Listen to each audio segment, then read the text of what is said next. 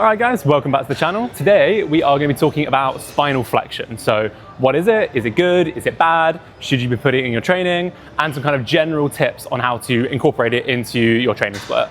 So we're not going to go super detailed onto specific exercises to add into your routine today. We're going to cover that in a future video. This is just kind of like a nice overview, a nice introduction to the topic if you are just completely new to it and you want to get your feet under you in a good way.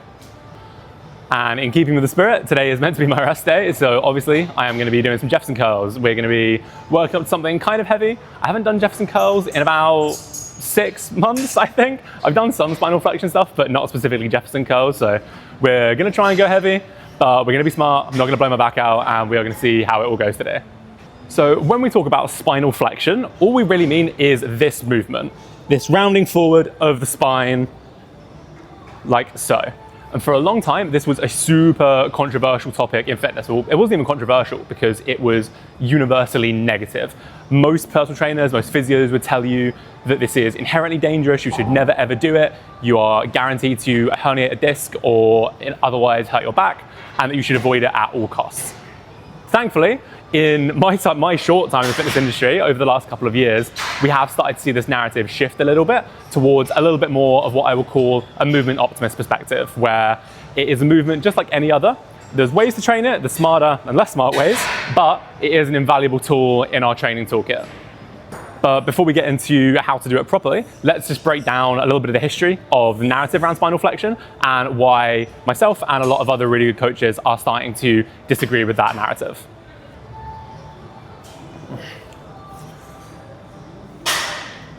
Just gonna hit my first warm-up set, the Jefferson curls here.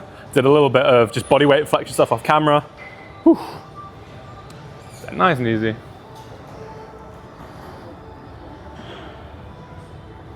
Oh yeah.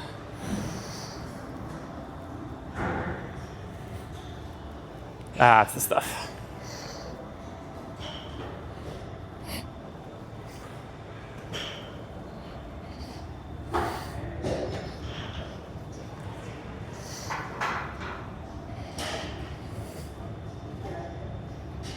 Oh, that feels good. Whew.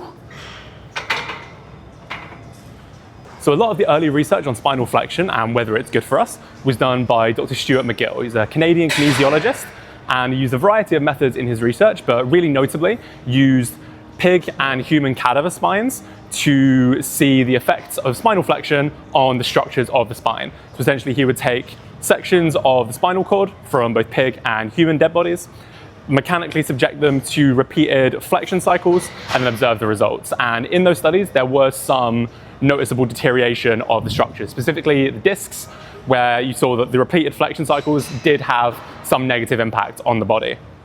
And this research was taken by a lot of other figures in the fitness industry, and that sort of laid the foundations for this flexion bad narrative that was super, super prevalent.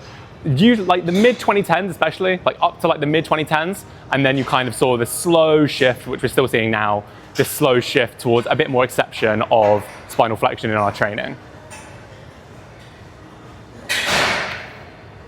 There are quite a few issues that myself and others have with this research, but the main two being, obviously, it shouldn't take a genius to work out that a cadaver spine can't adapt to load in the same way that a living spine can. It's not going to make any adaptations, it's not going to get stronger through imposed stress, and so it might not be the most helpful proxy measure for us to do that. And secondly, these cadaver spines were subjected to thousands of flexion cycles in a relatively short space of time. This isn't necessarily a good reflection of how anybody would recommend training spinal flexion, or even how you're going to use spinal flexion in daily life. Like, not many of us are going to be going into flexion thousands and thousands of times with quite a lot of mechanical force in a very short span of time. I don't think that's super realistic for the vast majority of people. Whew. Okay, next warm-up set. So I really like this as actually a position for Jefferson curls, just because I'm pretty mobile, I'm pretty bendy. So if I hold it in my hands like an RDL, I'm going to run out of room pretty quick. So I love that this gives me a little bit of extra range to play with.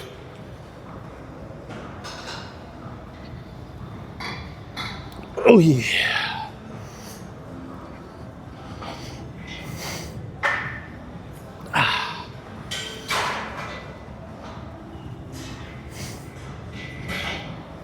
Ooh, that feels good. Whew.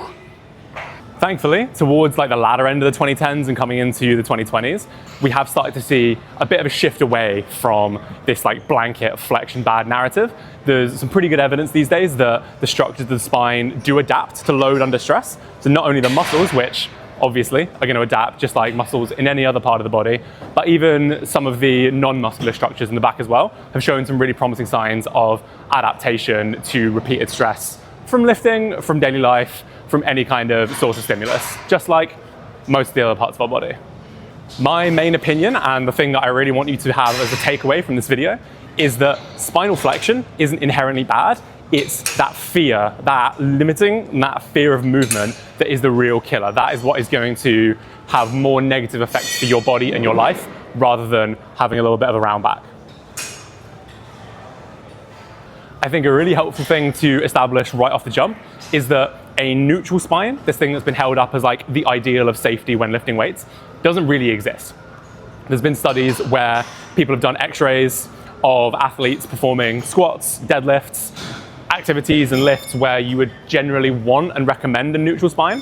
And even though their back appeared really straight to the naked eye, there was actually significant degrees of flexion going on when they looked at the x-rays and the actual structures. So it's not a case of it being a binary of your spine is either extended, neutral, or flexed. It's a much more of a spectrum. You're going to be more flexed or less flexed, more extended or less extended. And even wider than this, even wider than just lifting weights in the gym, spinal flexion in life is unavoidable. I think that there are so many situations in life where we are just going to move our spine very naturally. Our spine is made of joints. It is designed to move. And I think the idea that we always have to keep a really rigid back is just a little bit naive and not really realistic for the way that the majority of people live their lives. I always say, like, let's take this delicious caffeinated beverage. If I put it on the floor and I want to pick it up, I'm not going to hinge and squat to try and pick it up. That's not what most people do. I'm probably going to do this or some variation of that. So if we kind of accept that flexion and these other positions are inevitable in our life, I think we've kind of got two choices in the way that we react to that. We can either try and avoid it at all costs. We can live our life in this very stiff, very kind of front-back mechanics kind of way and just pray that it never happens. And then when it inevitably does, whether that's when we're lifting or just doing our thing in the real world, we're not prepared for it. Or we can train it, just like any other position, any other part of our body. We can train it sensibly, slowly, with good load management principles, and then we adapt slowly over time. So that way, when it happens either intentionally or unintentionally, we're not freaked out because we've been here before, and we've developed a bit of robustness in the tissues that's going to help reduce our likelihood of injury.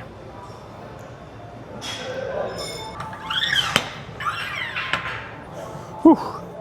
Okie dokie, one plate, nice and easy. Go for 2 or 3, see how it feels.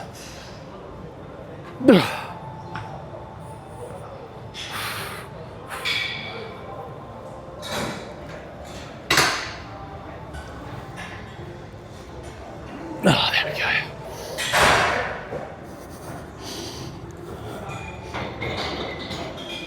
go. Oy.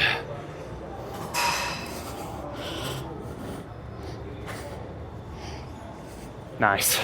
So you might notice that when I do my Jefferson curl, I don't have like a super straight leg. I think there are different variations that you can do. I think for me, I'm less focused on the stretch on the hamstrings, and I'm more focused on getting quite far into that spinal flexion. So I kind of think of it like a Romanian deadlift, where I'm gonna have a little soft bend in the knees, but I'm gonna try not to sit into it like a squat. I'm gonna try and have a little soft bend, but stay there and keep it nice and stable throughout the whole movement. So, like we were just discussing, I don't think that spinal flexion is inherently injurious or inherently bad for you. I just think that the majority of the times when people are exposed to spinal flexion, they haven't trained it previously and they're getting exposed to it under a maximum load. It's a classic video. You see someone pulling a deadlift that's like their max, close to their max, or is just way too heavy for them. They lose all tightness in their back, they get into that quite deep spinal flexion, and then something goes pop. And then the takeaway that they get from that is, oh, I rounded my back, I got hurt, rounding my back must be bad, must be the reason I got hurt. The analogy that I always use is, if you came into the gym one day, you saw someone on their first ever day in the gym, they loaded up 4 plates on a squat, walked out and then just immediately got stapled to the floor, The takeaway from that probably wouldn't be, oh, that guy got hurt doing squats, I guess squats are bad. The lesson you should probably take from that is, oh, that was way too much, way too soon for that guy. He wasn't ready for that position, he wasn't ready for that load. I think we can apply the same principles to spinal flexion. If we train it sensibly, like grown-ups, and gradually improve our tolerance, that way, when it does happen, we're a bit more familiar with it, so we don't freak out the minute that we feel a little bit of rounding. And we've just been there before. We've developed tissue tolerance, we've developed a bit of strength there, so it's not as terrifying for the first time that we've ever getting there. I think the worst thing and one of the biggest predictors of injury is being afraid of a certain position or a certain movement. Because a lot of these positions, as I kind of talked about earlier, they are inevitable. We are going to end up there, whether that's the course of the weight room, whether that's the course of your sport, or just in regular life. If you're afraid of that position, when you get there, you're not going to be very confident, you're going to tense up, and then you're going to be way more likely to do yourself a mischief. So that's why we need to prepare smartly and sensibly. Going to take some smaller jumps now. I don't even know what my heaviest single on a Jefferson curl is. I know I've done 80 for 6, that was a while ago. So this is 70, just take it for 2 or 3, see how it feels.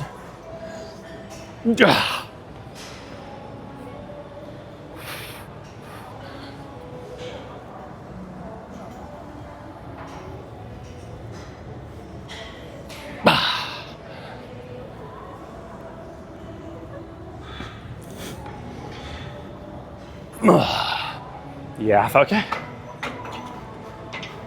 feel like I got a little bit more hips in that one than I would have liked, but such is life. So I think that an important caveat to keep in mind when we're talking about spinal flexion not being bad is that doesn't necessarily mean that it's good for everyone 100% of the time. There are some times when we do want to try and avoid it. There's a couple of reasons why it might be a bit less than desirable in our lifting. The most common one is efficiency of movement. You do see sometimes people taking this like movement positive, this movement optimist approach, and they'll hit a max deadlift and it looks really, really ugly and really, really hard. And then they're like, oh, but rounding my back's fine, it's not dangerous. I'm like, yeah, sure, why not? But generally, there are certain movements where having a neutral spine, a stiff spine that doesn't move, is probably gonna be a bit better, just in terms of mechanically moving heavy weight. Good examples of this are things like hip hinges like the deadlift, but a really good example of this is an RDL. So obviously an RDL is a really strict hip hinge. Obviously it depends how you perform it, but I would coach it as a pretty strict hip hinge. And if we get that spinal flexion, if we get movement through the spine, we're not going to get as much length through the hamstrings, and we're not really getting that isometric exposure for the back, which is, I think, one of the big pluses of an RDL. It's practicing keeping that nice, stiff, strong spine through the hinging movement, which will then translate to things like our conventional deadlift from the floor or just general spine strength. So that's one case where I probably wouldn't recommend looking at spinal flexion, or I would recommend trying to avoid spinal flexion rather. I'd say that the other case where we're probably trying to avoid spinal flexion is if you do have a history of back injuries or you have a particular sensitivity to that position. I think that everyone is different. Every case is different, every client is different, and every person has a vastly different history of injuries, of sensitivities, and of just like confidence in different positions. Now, on the one hand, I do think that a large part of the rehab process for any injury, especially for back injuries, is going to be restoring movement options, is going to get us confident going into flexion, extension, lateral flexion, rotation, developing that movement vocabulary so we're not stiff and we're not afraid of these positions anymore. But like I said, it's a spectrum. There's going to be shades of gray. If someone has multiple disc herniations and they're just not necessarily looking to restore that flexion as a priority, I'm not going to be like, hell yeah, brother, like load up a heavy Jefferson curl and go crazy. It is a very case-by-case basis. Kind of coming back to squats as an example, if I have 2 clients, one of them, and I have had these 2 clients in the past, one of them is broadly healthy, just wants to get stronger, especially in like the big 3 powerlifting movements, then hell yeah, we are going to load up squats and we are going to do those at quite high intensity. The other client, they maybe are a little bit older, they have chronic knee issues, and they do want to restore some function, but they are very cautious. They don't want to be really aggressive in terms of flaring up any pains. But even though restoring that function is a priority for us, we are going to have a much more conservative, a much more cautious approach because of the contraindications that they presented. 2 different people, but very different approaches to those movement patterns. Now, I would identify myself, as far as like coaching trends go, as a movement optimist. I do think that developing more movement options is going to be good for the majority of people, and I don't think that any position or any movement is very inherently injurious or dangerous. But I think that we should be aware of that pendulum swing, like overcorrection back the other way. Even though spinal flexion isn't inherently bad, that doesn't make it inherently good in every case. I do think that we need to have a little bit of nuance to it, have a bit of a braver approach to it than maybe we have in the past, but that doesn't mean that we need to just go super hectic from day one on every single person. I think we should be pretty neutral on it. It's a position like any other position in our body. Sometimes people are going to be more sensitive to it, sometimes people are going to be less sensitive to it. It is fine. We just need to have a little bit of intelligence and make sure that we're not thrusting it on people that just are not ready for it at all. Okay, so done this for 6 before, but we're just going to go for 2. We're just going to see how it feels. We're going to be nice and chill, and it's going to be fine. Ugh. Fuck me, that was heavy. Ugh.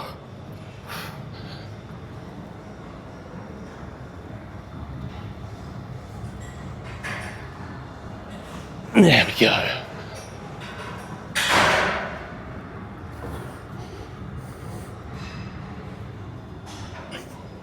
Woo.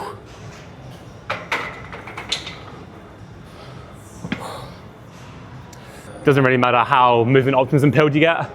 You do always get a little bit scared in the bottom of a heavy Jefferson curl. It's that thought of like, oh fuck, is this it? Is this it? But we're fine, we're being sensible.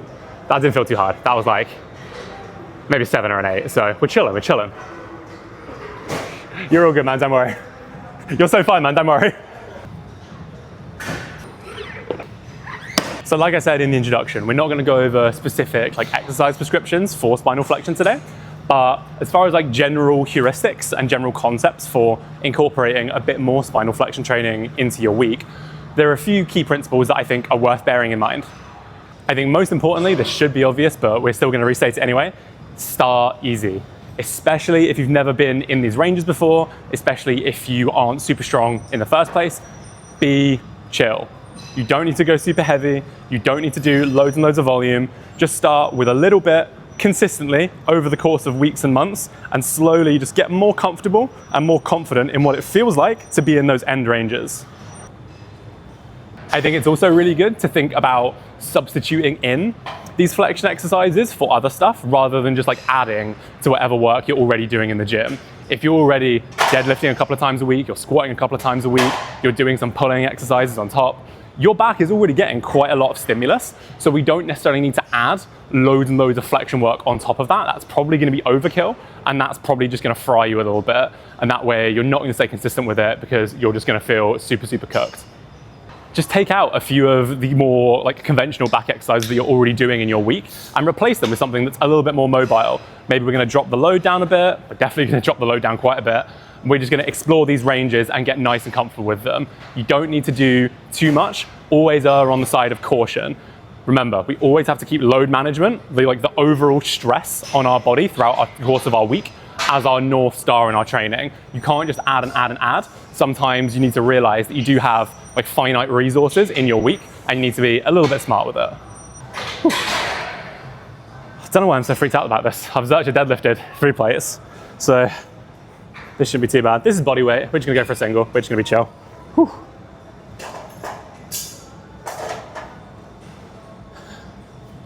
Jump. Come on.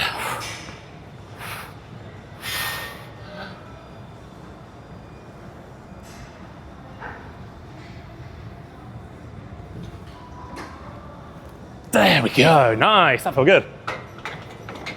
Whew. I think it might be the day. 2 plates. 2 plate Jefferson curl. That'll be fun.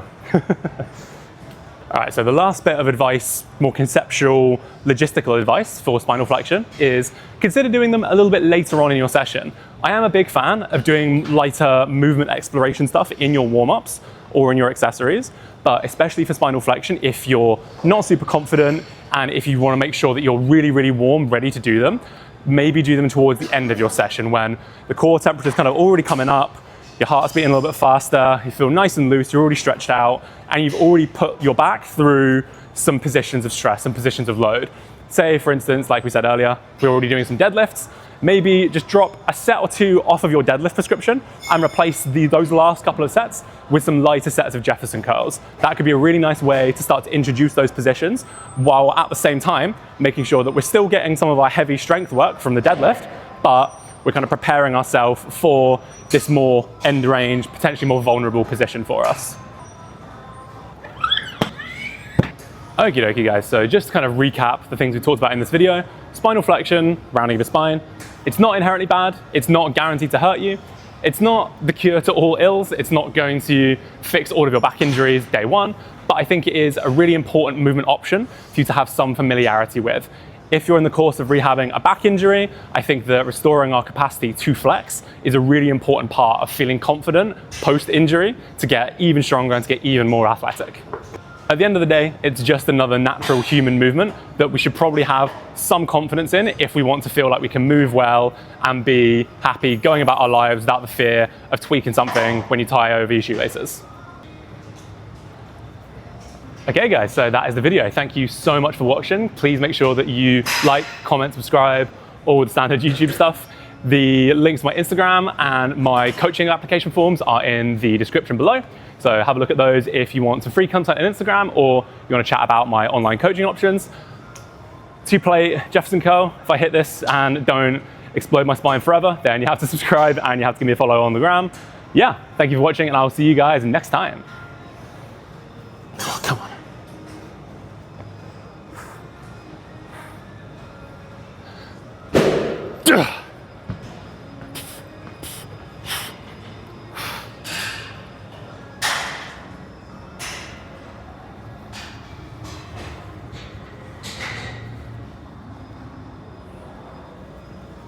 Come on, let's go. Woo! Easy, so I have to subscribe now. See you later.